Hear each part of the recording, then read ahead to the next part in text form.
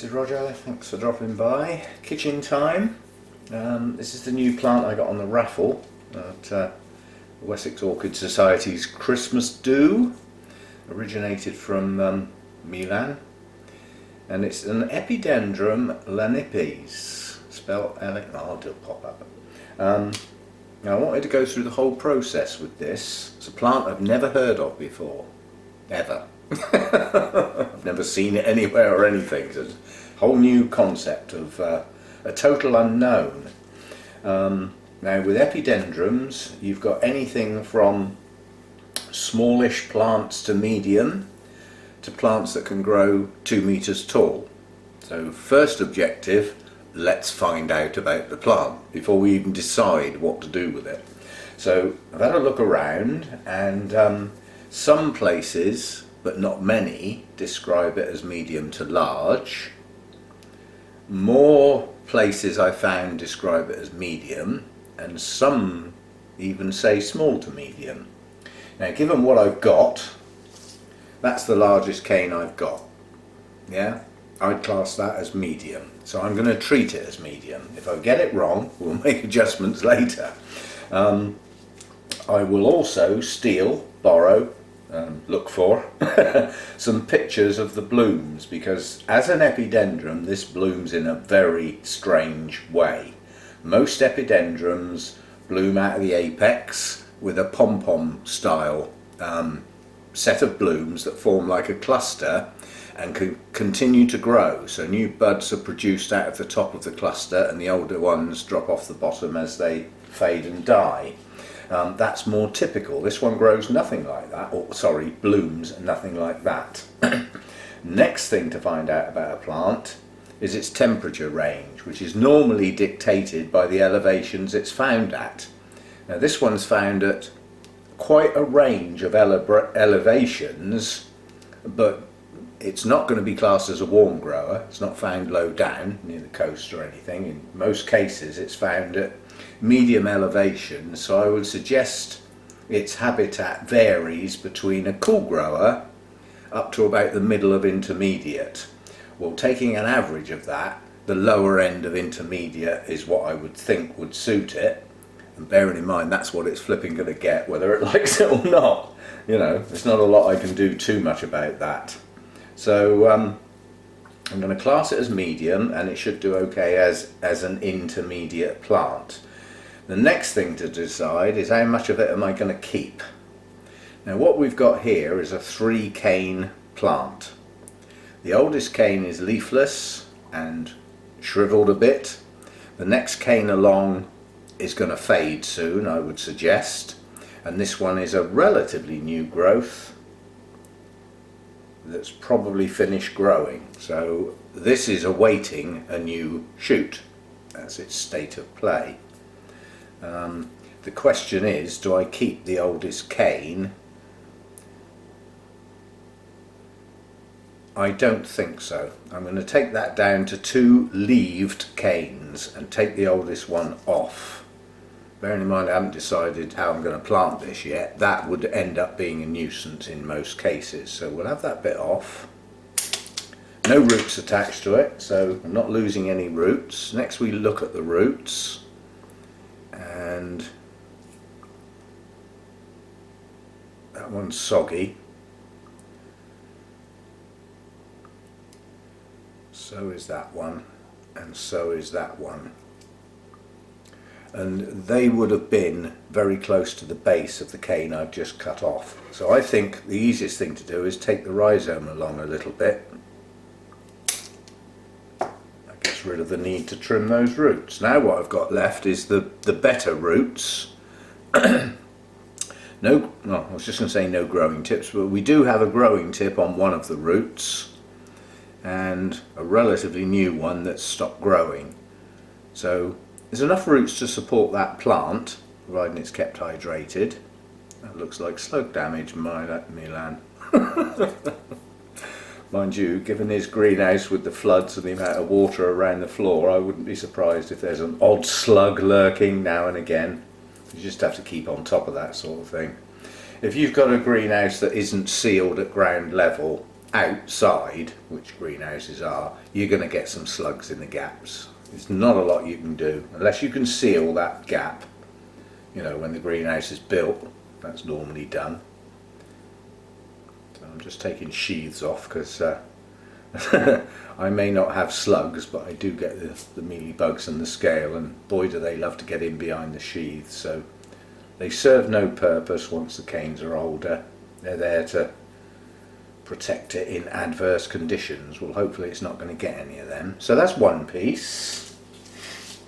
Now what have we got here? What we've got is effectively a creeping rhizome, this part of which is totally gone, but I can't go any further than the break because it's got actively growing parts in both directions. So the farthest I can go on this is there at the joint.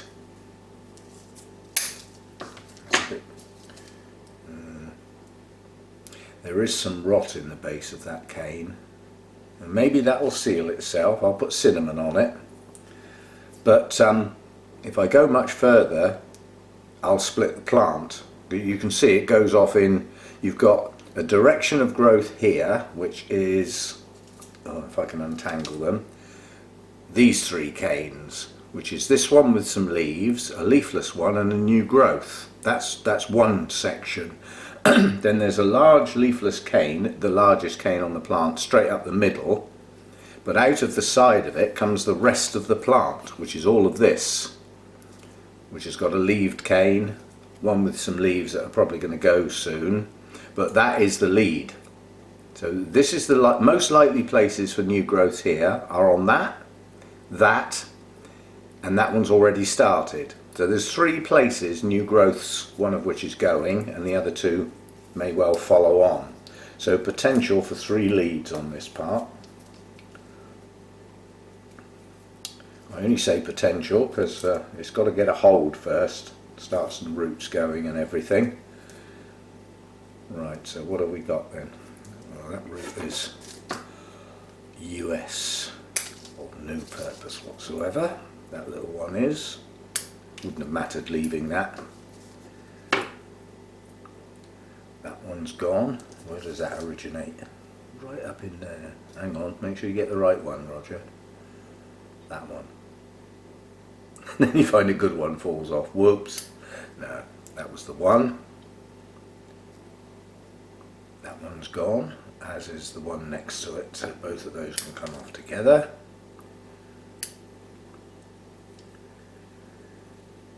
Right, how are we doing? Shouldn't need to take much more than this off actually.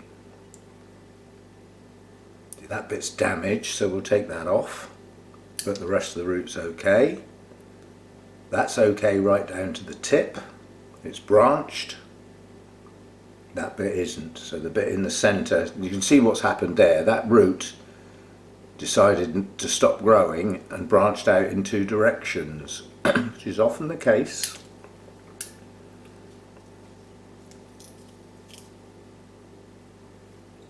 That's of no use. Or is that? That'll do. This tiny little one in here, which doesn't look very good, is actually already branching and has 2 little side shoots on it. So, you know, that will become a growing root. Right, so what have we got then? Well, not a lot of rubbish, that's good. So we've got 2 pieces. Right. The next thing is, are we going to plant these together or separate? And how?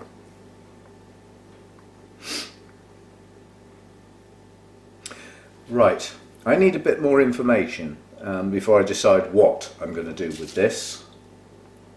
So I'm not happy with that root part way back. Take it back and then maybe it'll branch. Yeah, it's green now. Yeah, so I'm going to do a little bit more work, have a think about how I'm going to plant it, and once I've made my mind up I'll come back with whatever stuff I need. So I'm just getting some more dead sheaths out of the way. It's much easier to do it while you've got the plant in your hand like this than it is after you've either potted it or mounted it or whatever you're going to do with it. Because at the point of doing it, it's normally a bit wobbly in its early days. So it's better not to pull it around too much. Much easier to do it like now, while it's not attached to anything. Come on, off you come. Well, you don't want to come off, do you? Yes you do. There we go. Just needed a talking to. Right, a little bit more information I need now. I'll let you know what it is I'm after when I come back. I'll be back. Okay, you can have 10 useless Roger points if you can get to the answer before I say it. And no cheating, there's no point, you're only cheating yourself. What other bit of information do you think I need? It's based on the genus. Yeah, so you need to know not in depth, but a reasonable amount about epidendrums first, otherwise you're not going to get there. We found out its elevation, so its temperature range. I've had a look at how it blooms, which is unusual. I'll try and put some pictures up. So we've done that. We've worked out an approximation of how big it's going to get. That is a factor. But what's special about epidendrums that doesn't apply to virtually all of most of the orchids we grow, as far as their genera is concerned? And the answer is some epidendrums are true terrestrials, some are semi-terrestrial, and some are epiphytes, and some are found in all of those situations. Yeah? This is a true epiphyte. So that still leaves me two choices, but if it had been a terrestrial, it would have only left me with one choice, wouldn't it? So if you got there before I did, then fair enough. Have 10 useless Roger points. I don't know how you're going to cash them in. But... So, given that it doesn't grow too big, it is a true epiphyte, not found growing on the ground. What do you think comes next? Yeah, you've got it. You know me, don't you? Now, this is going to be a little bit unusual. Recently, a couple of mounts and even some pots that I've done, I've been adding some live moss in. And that's a sort of longer term experiment to see what effect it has. Does it make any difference? Is it any good? I mean, quite honestly, some nice green moss in the top of a pot or on a mount actually looks incredibly attractive. But whether it helps the plant or not can't be decided overnight. That's why it's a long-term experiment, to see the difference. So we've got our normal zombie moss. It starts off dead and sometimes stays that way and other times decides to come back to life. But answering another question that I've had a couple of times recently is, how is my moss doing? We put some garden centre bought sphagnum moss, so species undetermined, totally unknown, might not even be from the UK, could have been imported, but it came in a bag, and a lot of it was quite green when I got it, so we took off a lot of the green and put it in 2 trays. These trays hold water, they got no holes in the bottom, so I can grow it the way it would naturally grow with water underneath it. Not drowned, but constantly access to a level of water in the bottom of the tray. And the 2 trays are growing on quite nicely. I'm not sure I've even used any of it yet, but I thought, yeah, well, let's use some then. So we've got some live sphagnum moss, as opposed to the other live moss, which is not sphagnum moss, and again is species undetermined. Found in a forest not too far from where I live, that's all I'm going to say. Right, so I've got a mount, not too big, yeah. I'm quite happy. I've got some mounted orchids where the roots have extended round and are now growing well on the back of the mount as well as the front of the mount. So I don't mind if they, if some of them hang down and are aerial and some go round the mount, but as long as it attaches, that's the important thing. So the next thing is to get an idea of where I want this on the mount. Bearing in mind I've got 2 plants to get going here. I've got a large piece which has got a new growth here, and the other two places it's highly likely to grow next are here and here. So as it's got what I would call a flat back and a sticky out all sorts of shapes around this side of the plant, the obvious answer is it's going to go like that. So that piece is going to go like that, and by positioning it around that point, most of the roots are currently against the mount. Now you have to bear in mind existing roots very, very rarely attach, but the branches will, and any new ones will. And I do have a branching root that will be very close to the mount at that point, and a growing tip here. So that's that piece. I'm quite happy with that piece to go there. This one has a growing root tip, which if it continues may attach with the continued growth. The next new growth is highly likely to come from this part, not from this part. I've just thought of something as well. We've been cutting rhizomes. I've done the hydrogen peroxide, but this rhizome here has tinges of rot. It's a bit black on the inside, so I can't stop it spreading up through the centre of the rhizome, but I can give it a bit of a cure on the bit I can see. As I say, this has strange properties, the old cinnamon, whereas this one has got quite an open wound. Yeah, so we'll seal that while we're at it. This has got antibacterial and antifungal and all sorts of properties in it. Bearing in mind its main use is apple pie, nothing to do with plants. But it works basically, and it also has a dramatic drying effect on the area you put it on. So if you use it near the base of a plant, don't get it on your roots, it'll desiccate them, the area that it lands on. Right, so we've decided that one's going there with those longer roots down this area, and then this one I'm going to try a bit lower down so that we start some new growths a bit lower down on the mount as it's got shorter roots. I think that would tuck in there. Do I want it that way or that way? If I do it that way I'm going to break a root, so it has to go that way. I haven't got that many to play with. So that's the sort of look I'm after. So we'll dry our hands and we'll get some fishing line and see what we can do. Now my method of mounting is to get the plant attached, otherwise I get told off by certain individuals. Tie the plant on first, then put the moss on. Yeah. I do remember most times now. So tie the plant first, and with me I tend to, on a mount, put the moss on after so that the roots are against the mount. The main reason being that if ever I want to take the moss off, the moss is only on the surface. Now obviously some roots will grow through that moss and attach to the mount, but it's quite easy to tease off old moss, you know, that might be starting to break down, and replace it with new if there isn't any moss underneath the roots, if you see what I mean. So I tend to put the mount on bare and put the moss on top. It doesn't suit everybody, but that's how I do it. I know in the old days I always used to put a good layer of moss on and then put the plant on and then put some more moss on. But there have been times when I've been caught out with that, because you literally got to take the whole thing off the mount if ever you want to replace the moss.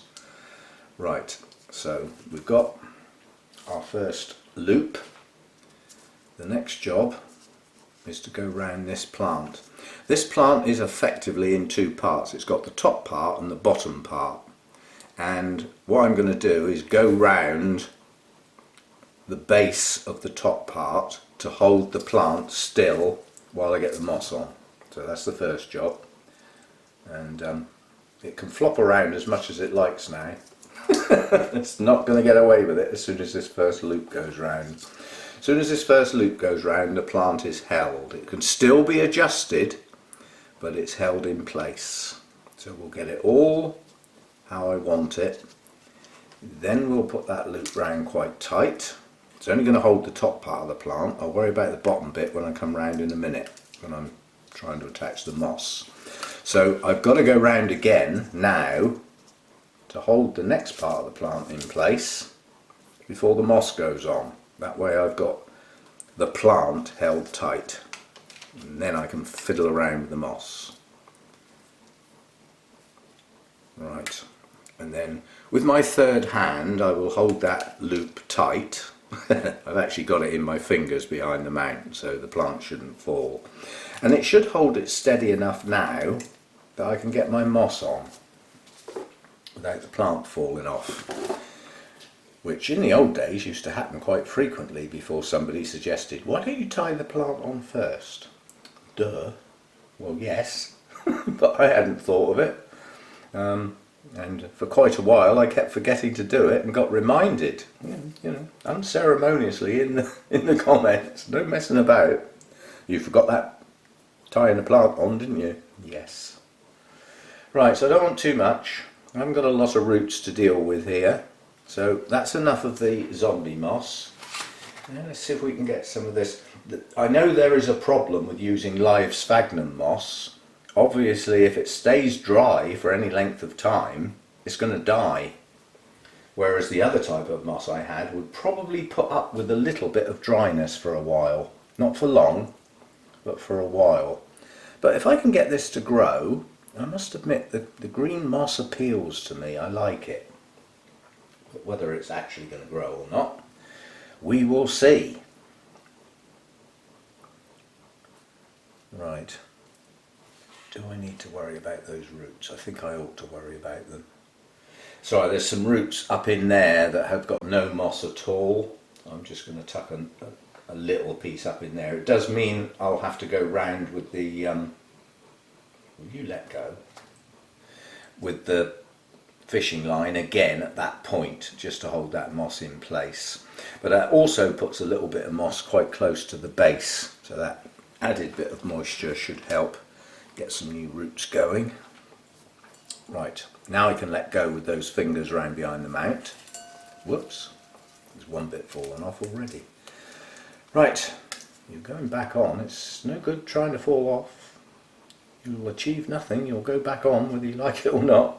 There's no point in fighting it. You're going where you're put. Right, so my loop is now at the top. I'm going to come across the base of that bit because that bit's wobbling.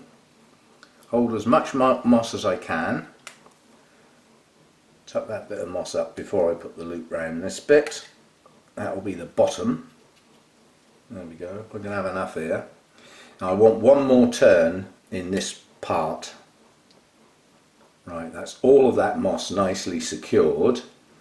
Now I'm going to go back up and hopefully I've got enough to go round where I did before to hold the plant, but this time it's to hold the moss in place on top of those few roots that would have been just left bare. So we'll go round there. God, this is a faff. Right, now before we start tying, check everything's secure. Yeah, nothing wobbling around in the wind.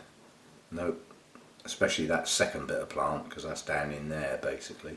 There's a little bit too much moss on there, it's a bit too high up the cane. But it's easier to pick off after you've got it secure. See, this cane is a bit buried and this one I'll have to tease a bit off. But let's get it secured first and then we'll take a bit off.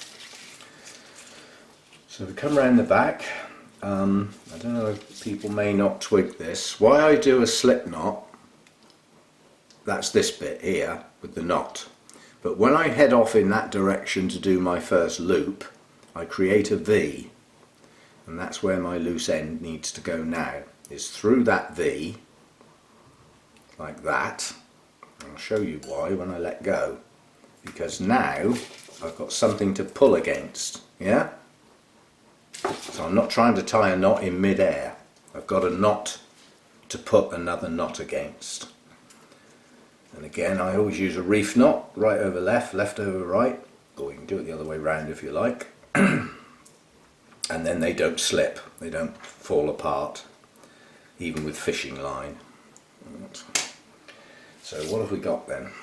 We've got a secure plant, base of that plant's exposed, base of that plant's exposed. This one I need to tease a bit out. See if I can use the point of the scissors. There's a little bit too much moss around the base. I like to see the base of a plant. That's better. I can also see the start of where the roots come out now as well. It stops any rot getting in there. But I mean, this time of year, you know, this is going to go totally dry in between watering. And then it's just a matter of making sure you've got no dangly bits hanging out. Make it look untidy, just break them off, put them back in your tray or in your dish or whatever you're doing, just to tidy it up. So there we go, that's that one done. Epidendrum, I've forgotten again, lanipes, L-A-N-I-P-E-S. Goodness knows how that's supposed to be said, but it's definitely L-A-N, and then it's how do you pronounce the I bit and the P-E-S. Anyway, that looks okay. I'm happy with the way it looks. All I hope is that it suddenly doesn't decide to grow a 3-foot long cane. And the little bit of information that said it can grow quite large was actually right. I hope the medium, or the small to medium, was right and not the rest. Okay, so that's that one done. I can just go out in the grow room, find a bit of space for it. I'm a bit short on hanging space, but we did dump quite a few mounts, so we've got a bit more than we used to have. And we'll see if it gets going now. As I say, there's a couple of active root tips with some moisture around them. We'll see how they go. And well, honestly, the next thing that's probably going to happen is this little new growth here will start growing some roots. That'll be the first set of new roots. And the other leads, the other points of growth, should start new growths in the not too distant future. And then we'll get new sets of roots to go with those. So yeah, there we go, that's that one done. And this is being filmed on Sunday afternoon.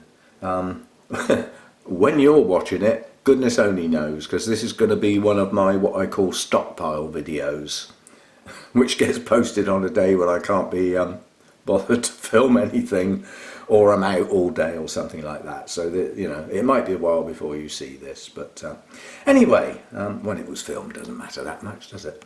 Apart from the fact it's nearly tea time. And I'll see you next time. Thanks for dropping by.